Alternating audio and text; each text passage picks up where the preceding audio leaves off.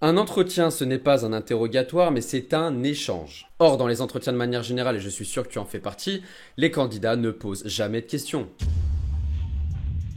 Dans cette vidéo, je vais te donner les 5 clés toutes simples à mettre en place pour devancer 99% de tes concurrents lors des entretiens d'embauche. Si tu débarques sur la chaîne, je te souhaite la bienvenue. Moi, c'est Nicolas Dezeuvre. Depuis décembre 2019, j'accompagne les candidats à trouver stage, emploi, alternance le plus rapidement possible avec des techniques qui cassent complètement les codes de tout ce que tu peux voir sur Internet. Chez Assure ton avenir, on propose du coaching, des formations aux candidats tarifés qu'on accompagne et également du contenu gratuit partout sur Internet, sur YouTube, TikTok, LinkedIn. Si t'es candidat, je t'invite dès maintenant à t'abonner. Ça te servira forcément pour la suite, à liker, commenter également peut-être à la fin de la vidéo une fois que tu auras des questions. Et en attendant, on commence. Je te le dis, les conseils que tu vas voir te paraissent évidents et t'es sûr toi-même de déjà les mettre en place, mais je te garantis que c'est faux. Le premier conseil que je donne toujours aux candidats et qu'ils n'appliquent pas, c'est le fait de sourire, de dégager une énergie positive, de faire passer un bon moment aux recruteurs, mais surtout de sourire. Je suis régulièrement invité à des soirées de l'emploi pour coacher un petit peu les candidats qui sont là, pour trouver des alternances et des entreprises qui sont présentes également.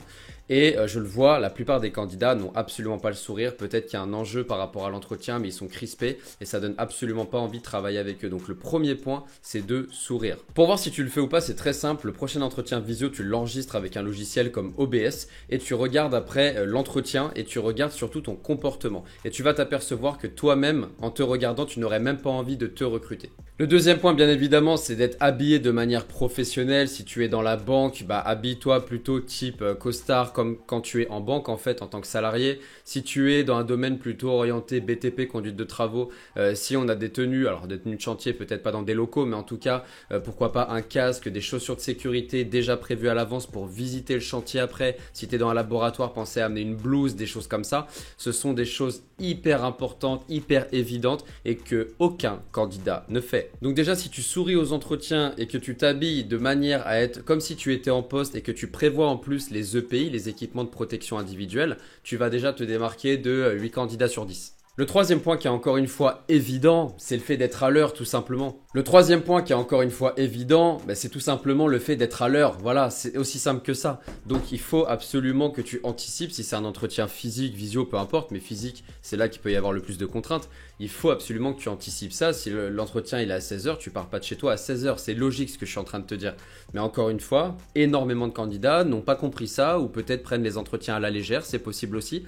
Il faut absolument être pas une heure en avance, ça c'est pas bien vu non plus, mais en tout cas 10-15 minutes en avance, c'est très bien, ça évite d'avoir ce stress inutile, de transpirer comme pas possible et d'être à l'aise. Être à l'heure, avoir le sourire, être habillé correctement, tu manges 90% de tes concurrents. Le quatrième point qui lui est beaucoup moins évident, c'est le fait de prendre des notes. À chaque fois que j'interviens en université et que je donne des cours sur tout ce qui est recherche d'emploi, j'ai toujours la remarque des candidats quand je parle de ça qui me disent « Ah bon, on a le droit de prendre des notes, on n'a pas demandé l'autorisation ?» Bien sûr que non, prends des notes, prends un crayon, un calepin et précise-le dès le départ si tu veux au recruteur en disant que tu t'apprêtes à prendre des notes qui comprennent un petit peu ce que tu fais.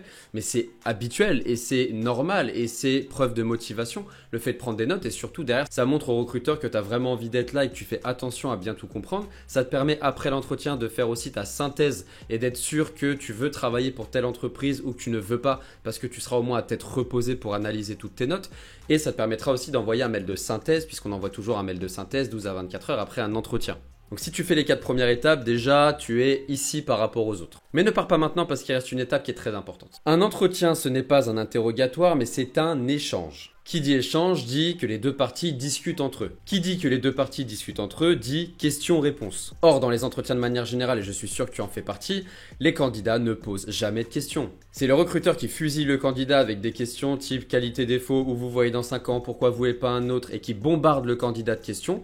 Et le candidat se contente de répondre s'il a préparé des réponses, s'il ne bégaye pas.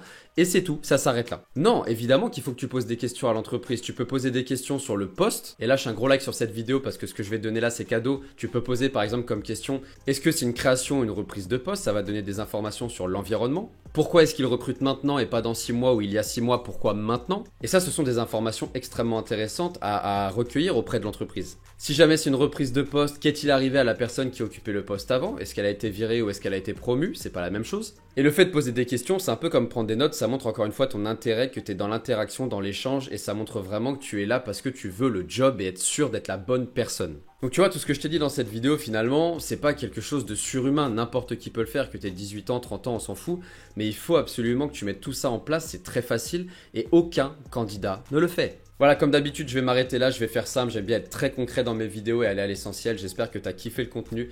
N'hésite pas à t'abonner, liker et poser tes questions en commentaire également. Tu peux aussi me rejoindre sur tous les réseaux sociaux qui sont dans la description, que ce soit LinkedIn, TikTok, YouTube, bien sûr. Abonne-toi et voilà, pense à faire le nécessaire pour accélérer ta recherche le plus rapidement possible. Et en attendant, je te dis à très vite pour une prochaine vidéo. Ciao.